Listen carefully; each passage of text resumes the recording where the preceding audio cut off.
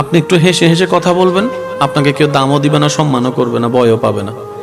একটু মুড নিয়ে কথা বলবেন, আপনার পাশেও কেউ আসবে না, পিছন থেকে বদনাম করবে, কেউ চেহারা দেখলেও ভয় লাগে। কেউ যখন একটু মিশুক হয়,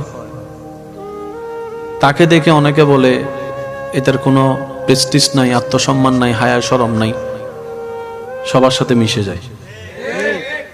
আবার সে মানুষটা যখন ওই কথাগুলাকে কানে নিয়ে নিজেকে রিজার্ভ করে ফেলে, কারোর সাথে মিশে না, কথা বলে না, বলে যে দেখ না তার বাপটা কেমন, অহংকারটা কেমন, মিশলো জ্বালা, না মিশলো জ্বালা। আপনি একটু হেসে হেসে কথা বলবেন, আপনাকে কেউ দামও দিবে না, সম্মানও করবে না, ভয়ও পাবে না। একটু মুড নিয়ে কথা বলবেন, আপনার পাশেও কেউ আসবে না, পিছন থেকে বদনাম করবে, কেউ চেহারা দেখলেও ভয় লাগে।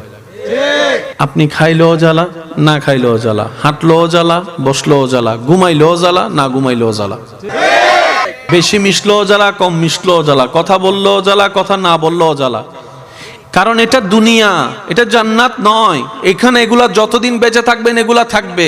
তাই বুদ্ধিমানরা মানুষকে খুশি করতে না চেয়ে মানুষের স্রষ্টাকে খুশি করার পিছনে লেগে যায়। সুবহানাল্লাহ।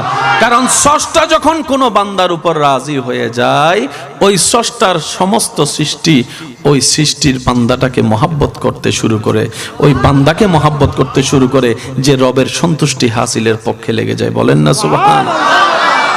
আল্লাহ তাআলা আমাদের সবাইকে সেই নিয়ামত নেওয়ার তৌফিক দান করুন। আমিন।